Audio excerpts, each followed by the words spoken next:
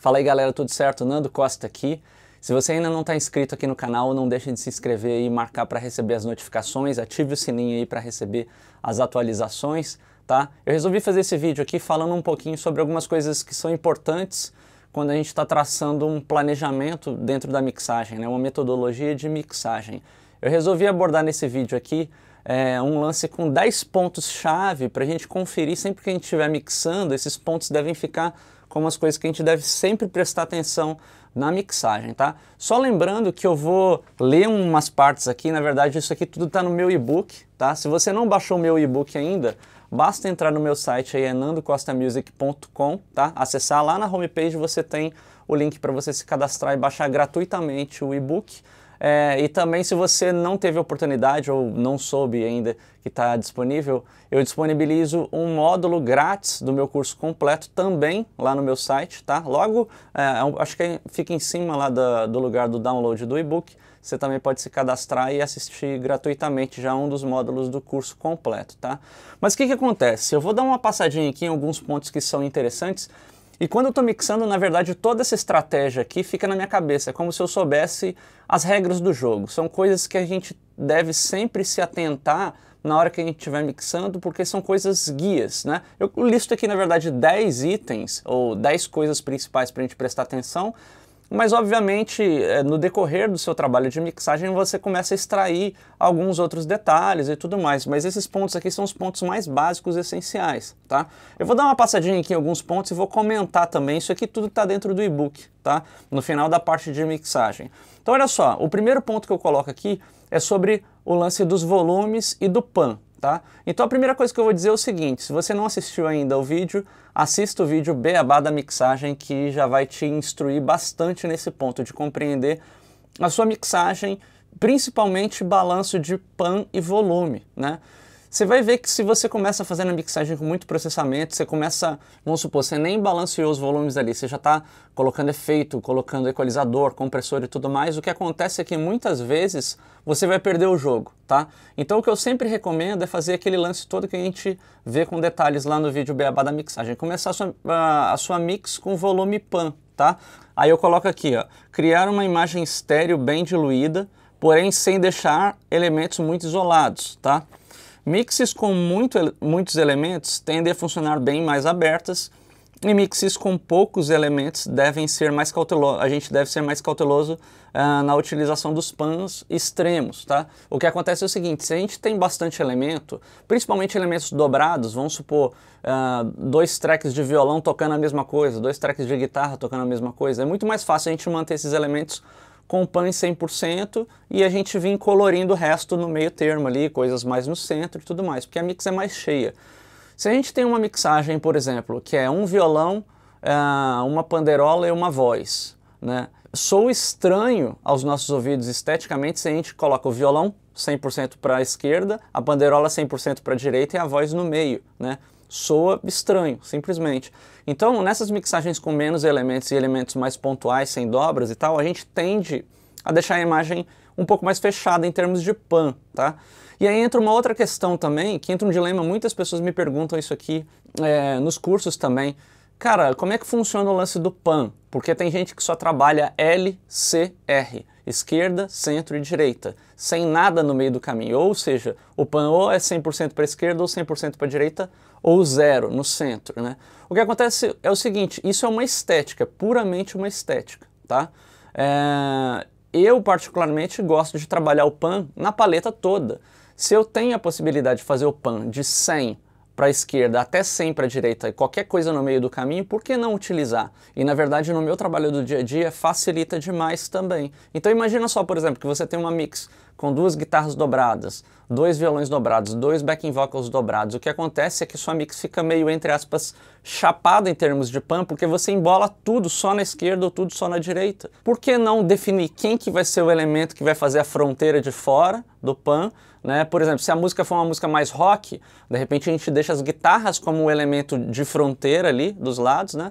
E aí você trabalha os violões um pouco mais internos, talvez o pan 80%, alguma coisa assim, Os backing vocals você pode flutuar mais para dentro também ou mais para fora, depende do gosto. Mas o lance é que você cria realmente uma estratégia de movimentação de pan, tá? Eu discuto isso muito nos cursos, que o grande lance das mixagens bem-sucedidas é que elas trabalham também a dinâmica do pan. Às vezes você tem um verso lá que tudo é mais condensado, mais fechado, e na hora que chega no refrão, o pan das coisas abre. Também é uma forma de dinâmica. A gente tem N maneiras de criar a dinâmica da mixagem. Mas foi só uma passadinha só para compreender que é importante a gente fazer esse balanço do pan, porque é chave. Mas tudo parte do volume e do pan, tá? O segundo ponto que eu coloco aqui, ó, EQ bem colocado. Aí eu coloco assim, ó, evitar trabalhar elementos com excesso de equalização. Muitas vezes nem precisamos de equalizar. Isso aqui eu já falei já em diversos vídeos. Às vezes você trabalha com elementos de instrumento virtual e tal, muita coisa você não precisa nem colocar um equalizador, não precisa, né? O som vem muito balanceado, basta você ajustar volume, pan e efeito, alguma coisa assim, né? Ouça o espectro já presente no áudio original. Você não precisa dar brilho ou graves em tudo para achar que isso é mixar o som. Também é um falso achar que todos os elementos têm brilho para mix soar brilhante, muito pelo contrário, né? A gente tem que entender a equalização como um equilíbrio, é um equilíbrio de informações. Se você tem uma mix onde já tem elementos muito brilhantes, você tende a dar menos brilhos, né? Se você tem uma mix onde tem muita coisa grave, você vai tender a limpar, clarear os graves, porque o grave já está ali o tempo inteiro, né? Então, equalizar é simplesmente você organizar os sons através de frequências, né? E quando você regula um equalizador, o que você está fazendo basicamente é o controle de fader, só que é seletivo por área de frequência, né? A gente aborda isso com muitos detalhes no mini curso de equalização criativa, que também está lá no meu site, nandocostamusic.com. Se você tiver interesse, pode dar uma olhada lá. Curso bem completo que a gente discute toda essa metodologia de como entender e como pensar equalização, né? Aí depois eu falo assim, muitas vezes o brilho e o grave já estão no ponto certo. Basta abrir o espaço, né? Então é como você trabalha para abrir o espaço entre as regiões de frequência. E depois, o balanço entre as frequências é a chave para se definir a cor exata da mix. Eu sempre associo a regulagem das frequências, né, a equalização com a cor. É basicamente o que você faz. Você quer a sua mixagem mais marrom, mais azul marinho, mais amarela, equalização é isso. E você tem como deixar a sua mixagem de N cores, desde que equilibrada, né? A gente vê isso com muitos detalhes lá no mini curso de equalização. Beleza, o terceiro ponto aqui, que é um dos pontos mais importantes, na verdade, mais difíceis da gente fazer essa regulagem. Controle de graves. Aí eu coloco assim, bumbo versus baixo, versus synths, versus percussões e instrumentos com função grave, né? A região mais difícil de se acertar na mixagem é certamente a área abaixo de 200 Hz. O processo de ajustes de graves dura o tempo todo da mix, tá? Não é uma coisa que você define, eu sempre comento isso também nos meus cursos. Como é que você começa a mix? Muita gente fala, eu subo o bumbo, equalizo um pouquinho, comprimo um pouquinho, subo a caixa, equalizo. Então, quer dizer, você está achando que com um movimento você vai definir a sonoridade e a cor, principalmente dos elementos graves, né? Falso. Você vai ter que ir dando a volta e fazendo esse ajuste de graves com o tempo, né? Não adianta você achar que vai resolver tudo de uma única vez, né? O processo de ajuste de graves dura o tempo todo da mix. Tenha paciência e faça referências em sistemas de som que reproduzam bem as frequências graves. Esse é outro lance também. É importante que você reproduza a sua mixagem em vários sistemas de som, seja no fone, seja em caixas maiores. Por isso que eu tenho uma caixa grande que tem bastante grave, tenho uma caixa pequenininha que não tem grave. Isso tudo ajuda eu a compreender como que o meu som vai se reproduzir. Mas é legal também ver um dos maiores erros da galera é querer sentir o grave, né? Essa é uma das maiores dificuldades. Muita gente trabalha com caixas que tem um falante com uma polegada menor e que não tem uma reprodução natural de tanto grave. O que eu falo com a galera é o seguinte, você não precisa sentir o grave, você tem que ver como o grave se comporta em relação às outras regiões de frequência. O fato de você ter uma mix com muito grave vai fazer com que o médio soe diferente, vai fazer com que o agudo soe diferente. Você pode fazer a comparação, e principalmente a galera que está começando a estudar, se a sua mix tem muito grave, você vai ver que a voz começa a ficar afundada. Mesmo que a voz esteja soando bem, a voz fica opaca. Por que fica opaca? Porque na verdade tem tanta informação no grave que acaba cobrindo as informações do médio da mixagem, né? Então até em caixas que você não tem a reprodução muito forte de graves, você vai perceber que o médio está soando meio apagado. Então se o médio está apagado, você pode ter certeza que a sua mixagem tem grave a mais e tem médio grave a mais do que ela precisa, né? Então é um dos indicativos. Isso é o que eu chamo de ouvir de forma relativa. Quando a gente ouve de forma absoluta, que é o contrário, você ouve a caixa de som, você fala assim, cara, essa caixa não emite muito grave, você tenta compensar o grave na mixagem. Quer dizer, de uma forma absoluta, o seu ouvido está querendo ouvir o grave e na verdade não funciona. Então ouvir de forma absoluta não adianta, você tem que ouvir de forma relativa. É como a região dos graves funciona em relação à região dos médios e dos agudos, tá? Isso a gente aprende com o tempo também. Aí depois eu coloco assim, ó. É um erro na maior parte das vezes você querer sentir o grave com muita intensidade na mixagem, né? Foque no balanço das frequências, né? Na relação entre as frequências. Quando os graves estiverem no lugar, você sentirá tocando o som mais alto nos monitores para sentir o punch, né? Então muitas vezes o grave tem a ver com a caixa que você está tocando e tudo, então não adianta você querer sentir o grave, nem toda caixa reproduz com muita clareza a energia subgrave. Você realmente tem que aprender a distinguir como que o grave soa em relação às outras regiões de frequência. Esse é o grande lance, tá? O quarto ponto que eu coloco aqui é o seguinte, é sobre dinâmica, compressão, né? Eu coloco assim, compressão individual, grupos e mix bus, né? Elementos individuais e a mix como um todo comprimidos de forma correta trazem punch e energia à música, tá? Então é o que eu sempre falo nos meus cursos. O compressor funciona como uma lente da câmera, é como se fosse o foco, né? Então quando a gente comprime da forma correta, a gente dá o foco. Mas não adianta você querer dar o foco em todos os elementos da música, né? Porque você não consegue, né? Então você acaba destruindo a música. E não adianta também a sua mix ficar desfocada o tempo inteiro. Então você achar o ponto certo é importante. Aí eu coloco aqui assim, ó. Elementos com pouca compressão deixam a mix frouxa e elementos com muita compressão deixam a mix magra, sem energia e sem punch. Então, você sempre tem o que a gente chama de sweet spot. Você comprimir demais, piora. Você comprimir de menos, a mix fica sem força. Então, para cada música, para cada arranjo, você tem um sweet spot musical, tá? Não é uma coisa técnica, é uma coisa musical. Se você está fazendo uma balada, por exemplo, você tende a ter um som não tão comprimido. Se você está fazendo uma música eletrônica, você tende a ter o som mais comprimido. É coisa da própria estética. Então você tem um sweet spot de acordo com a música também, com a vibe da música. Até atingir o ponto ideal de compressão em sua sonoridade, ó que dica legal. Prefira comprimir de menos do que de mais, tá? É sempre mais fácil comprimir mais nos estágios mais avançados da mixagem e até mesmo na masterização do que tirar a compressão. Então você errar para menos é melhor, tá? Ao longo do meu desenvolvimento, eu passei muito por isso, porque quando você começa a estudar a mixagem, a sua tendência é sempre de passar do ponto.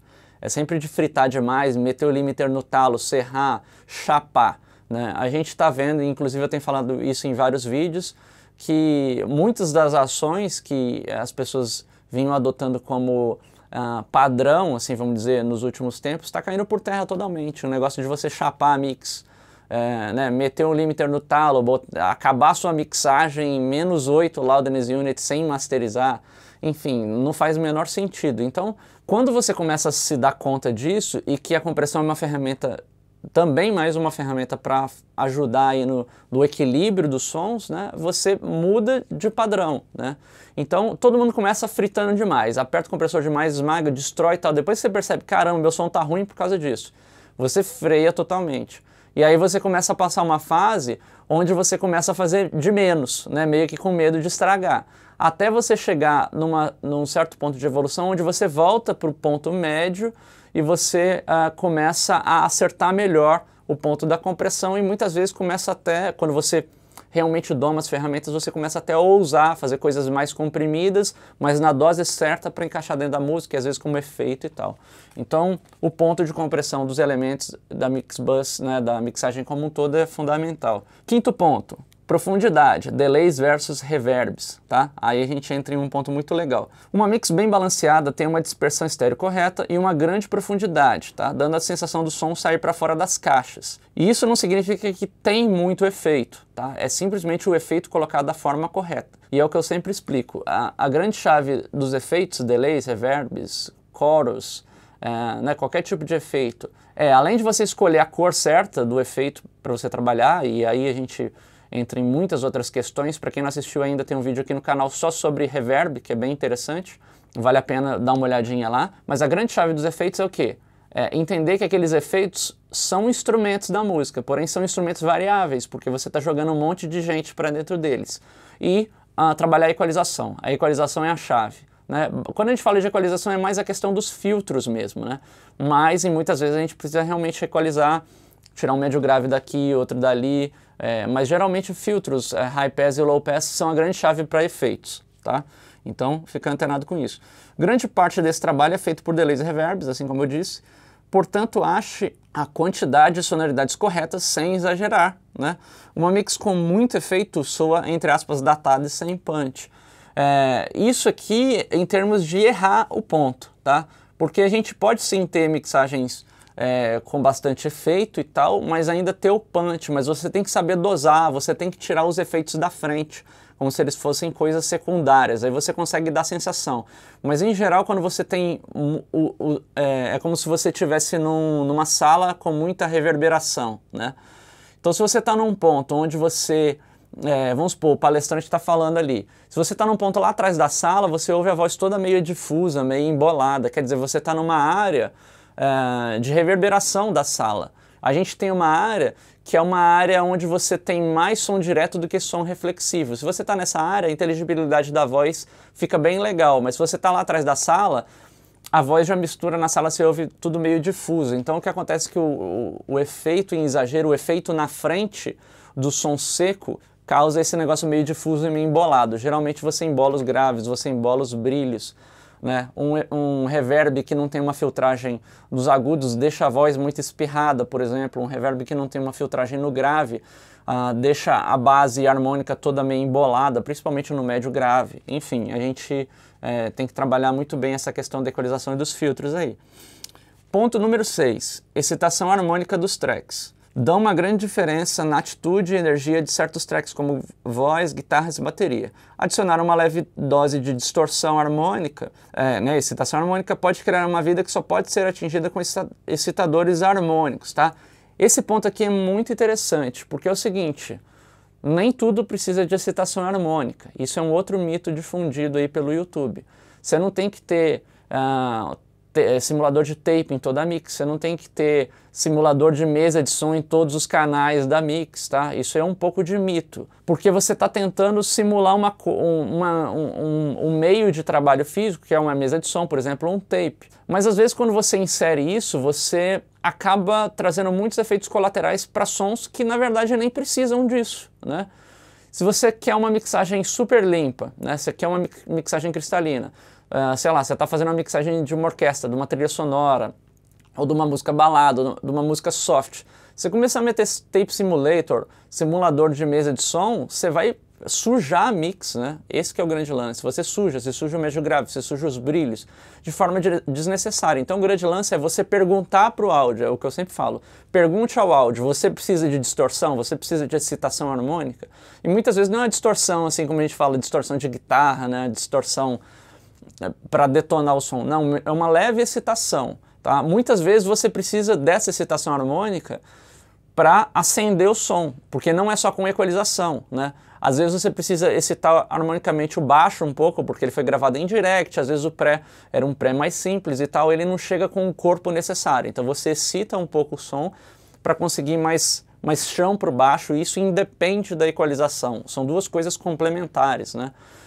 Agora, se você tem músicas mais agressivas, você tende a utilizar um excitador harmônico de uma forma mais proeminente. Você pode usar uma excitação, tipo um plugin lo-fi para colorir um pouco a voz, colorir as guitarras. Você pode usar um tape simulator na música como um todo para dar uma granulada na música.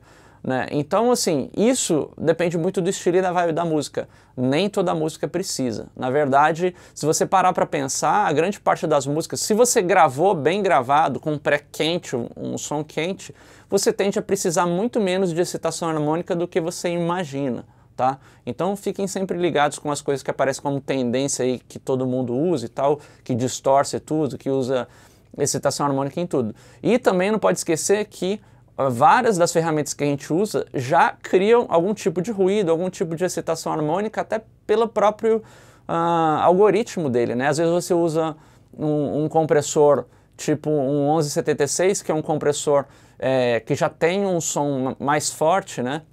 Um tipo de compressão mais colorida. Só de usar o 1176 você já está colorindo o som, você já está adicionando ali um pouco de distorção harmônica no som sem ter um excitador harmônico. Isso aí também é muito importante. Às vezes quando você usa um EQ específico, aquele EQ ali, ele já adiciona alguma coisa no som ali, algum ruído de emulação de analógico que já dá uma sujadinha no som, às vezes você não vai precisar da excitação harmônica. Então o grande lance é você distinguir esses dois pontos. Vamos lá, sétimo ponto, de-esser na voz, tá? É muito importante isso para você conseguir trazer, realmente deixar a voz na cara, né? Deixar a voz brilhante sem ficar estridente. Como as vozes são geralmente os elementos mais importantes da mix e queremos sempre que fiquem bem presentes e vivos, sem ficarem chatos, né? Porque a área de inteligibilidade da voz é uma área onde o nosso ouvido é muito sensível, a região das médias altas ali. O trabalho do de-esser na voz para tratar os brilhos é fundamental, tá? Então, essa é a grande chave de você conseguir o brilho na voz da presença. É o equilíbrio entre o nível de compressão, a forma como você controla os S's através do de-esser e, na verdade, na voz, qualquer voz você consegue controlar com apenas um de-esser. Muita gente me pergunta essa questão. É simplesmente achar o ponto do de-esser. Seria você achar o ponto que o sidechain do de-esser vai ler o sinal, né, e a quantidade de compressão que você faz. Muitas vezes o lance é meio aliado com a equalização. Então, se tem uma região um pouco evidente demais na voz, às vezes por conta de uma gravação não feita num lugar não muito legal, né, tem muita reflexão na sala, o microfone não é tão legal, enfim.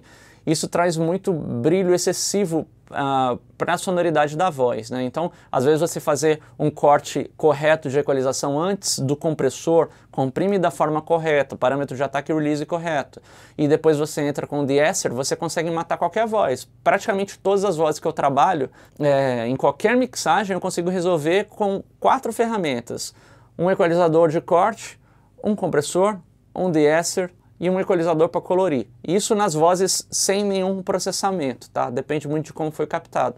Mas, de certa forma, é apenas um de-esser. Você trabalhando da forma correta, você realmente resolve, tá? Ou, se você quiser trabalhar com menos ferramentas, você pode, ao invés de trabalhar um compressor e um de-esser, você consegue trabalhar com um compressor multibanda que faz o papel das 2 ferramentas, tá? Ponto número 8, brilhos. Daí eu coloco assim, ó, topo da voz versus pratos versus percussões versus violões e detalhes mais cristalinos.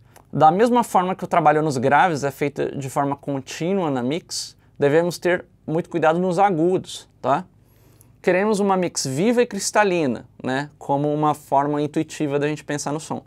Porém, é muito fácil errar a mão e fazer com que a mix soe chata, irritante, sem corpo, tá? Excesso de brilho é a mesma coisa que excesso de grave. Se a gente dividir o espectro no meio, nos médios, brilho e grave, a guerra está aqui, tá? Então, o mesmo problema que a gente tem brigando para acertar os graves, médio graves, a gente tem esse problema para acertar as médias altas e as altas, tá? Então, sempre fica muito ligado. Muitas vezes a gente precisa trabalhar low pass filter para a gente filtrar esse excesso de brilhos. Se você tem uma mixagem onde tem muito elemento brilhante, o low pass filter é chave nisso. Se você tem elementos gravados com microfones brilhantes, por exemplo, se você grava muita percussão, né, instrumentos de percussão, tipo shaker, panderola, essas coisas com um microfone condensador, a tendência é que você utilize low pass filter, porque esses microfones, pelo próprio processo de transdução deles, eles pegam muitos transientes, pegam o brilho muito ressaltado, né? Então, quando a gente soma isso tudo dentro da mixagem, a mix fica excessivamente brilhante. Então, provavelmente você vai precisar trabalhar low pass filter. Quando você grava um instrumento de percussão com microfone dinâmico, a própria natureza da transdução ali faz com que a gente amacie naturalmente, a gente tem um decaimento nessa região do espectro, então você tende a precisar muito menos de low pass filter. Mas você tem uma mixagem onde tem muito brilho, sei lá, mixagem de samba, onde tem muita coisa percussiva e brilhante, né? Então o low pass filter é uma das chaves para você conseguir uma mix bem densa, bem pesada e com brilho no lugar. É o mesmo desafio o mesmo desafio que você tem em trabalhar os graves, você tem em trabalhar os brilhos também, é bem a chave, tá? Em mixagens mais, vamos dizer assim, mais enérgicas, tipo coisas de rock e tal, que a gente tem uma briga muito grande entre a batera, entre as guitarras e entre a voz, né? Aí a disputa não é exatamente no topo do espectro, nos brilhos, mas é nas média altas. Então é como a gente consegue chegar na mix com energia sem ela soar espetada, entre aspas, né? Então o grande desafio é esse. Beleza. O nono ponto que a gente tem aqui é o seguinte, é edição, né? Cliques, pops, noise e afins. Né, como eu explico aqui no e-book, antes de começar para mixar para valer, devemos nos lembrar que toda mix deve passar por um processo minucioso de edição, limpeza de sujeiras, seleção de takes, afinação de vozes, etc. Seja cuidadoso, tá? Mas é o que eu sempre falo, evite fazer além da conta, né? Evite chapar. Evite afinar a voz no piloto automático. Eu vou preparar um videozinho também falando sobre afinação de voz, mas quem afina a voz, abre o Melodyne, seleciona todas as notas, coloca lá afinar 100% e depois vem desafinando, já detonou o áudio, tá? A voz a gente não afina assim não, a voz a gente afina o que precisa ser afinado. Edição, a gente edita o que precisa ser editado, né? Nem toda música tem o ritmo quantizado, a bateria quantizada, nem toda música tem os instrumentos precisamente alinhados, a música não é perfeita, né? O que a gente cria na nossa cabeça é uma sensação dos sons estarem juntos, né? Eu posso citar inúmeros exemplos aqui de hits mundiais que tem muito pouca edição, né? Tem muita pouca edição, tanto de alinhamento de sons, quanto de afinação de vozes mesmo, né? E coisas mais modernas, inclusive. Mas o grande lance é tudo muito estético, depende de como você quer que soa. Obviamente, você está fazendo uma música tipo um metal, né? Um metal progressivo, né? Que são coisas que soam mais matemáticas, entre aspas, aí sim, você está quantizando a batera, e a guitarra é muito perfeita e tal, você tem os picotes certinhos ali, aí beleza, você pode fazer porque tem a ver com a estética do som. Mas às vezes você está fazendo um blues, não tem o porquê você quantizar a bateria, entendeu? Não tem o porquê você chapar a afinação da voz, não tem porquê, porque não é musical, né? O grande lance é você discernir o lance da edição. Quando a gente fala em edição, edição é uma coisa estética, né? O fato de estar dentro ou estar fora, tá antecipado ou não tá, tem a ver com o que você espera que as pessoas ouçam. Se você está tocando uma balada, né, uma música folk, e você faz tudo muito chapado, a música soa artificial, é como se você metesse maquiagem demais na cara de uma pessoa que trabalha no campo, entendeu? Então tem muito a ver com essa questão estética. Não tem certo e errado, mas existem processos que otimizam e deixam o som muito natural com força, né? Então é bom ficar sempre ligado. Um outro mito que ocorre também na edição, que eu vejo muitas pessoas me perguntar, é a questão dos plugins, tipo Denoiser, X-Noise, Z-Noise, esse tipo de coisa. Como que a gente trabalha isso na edição? Na verdade é o seguinte, você quase nunca utiliza esses plugins, porque esses plugins são plugins de correção de ruído problema, ruído no sentido problema, tá? Por exemplo, você gravou e deu um ruído de estática no cabo da guitarra, né? Ou você gravou e, sei lá, por alguma razão deu alguma interferência ali no microfone e saiu com um ruidinho de linha ali, ou saiu com humming. Esse tipo de situação você pode trabalhar com essas ferramentas que te ajudam, mas o que acontece que eu vejo na maior parte das vezes é das pessoas loucamente, eu já vi um exemplo, eu não lembro onde que foi, se foi em algum dos cursos que eu fiz, que eu abri uma sessão de um aluno e aí eu falei, cara, mas tá estranho essa sessão, o som tá todo meio abafado e tal. Eu falei, você usa algum tipo de processamento? Ele falou assim, antes de eu começar a mixagem, eu aplico um X-Noise em todos os tracks para tirar o ruído. Aí eu falo, cara, que ruído? Não, é que eu gravo num pré que não é muito legal e tudo mais e tal. Eu falei, cara, isso não é ruído, né? Isso é o som dele, não é ruído. Ruído é quando você tem um humming de linha, uma interferência, né? Algum som que não faz parte da sonoridade que foi captada. Mas nesse caso você nunca usaria um X-Noise, um Z-Noise, esse tipo de ferramenta. Então ficar muito ligado. Essas ferramentas a gente usa para fazer restauração do áudio mesmo, caso a gente tenha algum tipo de problema. O que acontece muitas vezes você está gravando em estúdio, dependendo da posição que você está gravando ali, principalmente instrumentos, né, com captador ali, guitarra, que tem interferência dentro da sala, ou às vezes por conta da iluminação mesmo, vários pontos, acaba vindo humming, né, algum noisezinho. Nesse tipo de caso você pode até usar se esse ruído começar a atrapalhar o seu processo de mixagem, tá? E se ele começar a aparecer na mixagem. Então a gente pode trabalhar com essas ferramentas, às vezes até com equalizadores e tal. A ferramenta Control Humming, que nada mais é do que um equalizador com um filtro super fechadinho para você tirar ali tipo os 60 Hz e os múltiplos dele, né? E, enfim, são ferramentas que você tem para trabalhar a restauração, mas sim, deixa isso tudo para uma situação onde você realmente começa a atrapalhar. Lembrando que a mixagem é feita toda em conjunto. Se você não ouve isso com todo mundo tocando, esquece, você não precisa utilizar nada, né? Isso é quando começa a atrapalhar o processo de mixagem e começa a chamar a atenção dentro do bolo. Não pode esquecer disso, tá? Depois tem o ponto número 10, que eu sempre falo, deixa a criatividade fluir sem limites. Então o grande lance é, mixagem não tem regra, mixagem não tem padrão, tá? Não tem padrão de referência, porque cada mixagem tem uma cara, cada estilo tem uma cara, cada mixagem dentro do mesmo disco, do mesmo artista, muda radicalmente, tá? Isso é fato. Então qual que é o padrão de referência? Não tem, você que cria. O grande lance é esse, crie, faça, teste, tente quantas vezes forem necessárias. Uma dica que eu dou pra galera aqui é o seguinte, a gente cai na tentação de tá fazendo um trabalho, aí você faz. Aí você aprende um negócio novo, você quer refazer o negócio, aquela música de novo. Aí depois, beleza, aí você fica feliz. Aí depois, na semana seguinte, você, caramba, agora eu descobri um parâmetro que eu tinha que saber no compressor, não sei o que lá. Aí você vai e refaz ela de novo. Então quer dizer, vai chegar num ponto de você ter refeito 50 vezes. Eu sei porque eu já fiz algumas mixes aí, mais de 50 vezes. Só que o que acontece? A sua evolução não vem de uma única mixagem, vem de um processo de mais... de um prazo maior, né?